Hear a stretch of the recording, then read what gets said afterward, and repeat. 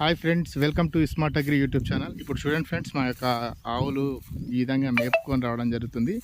మేసిన తర్వాత ఇలా బయటకు వెళ్తున్నాయి ఫ్రెండ్స్.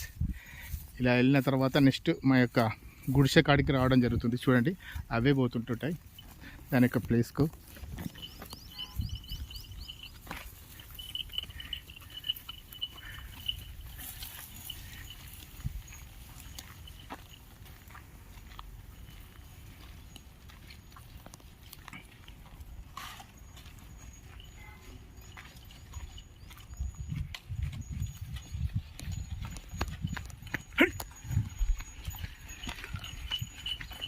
అడే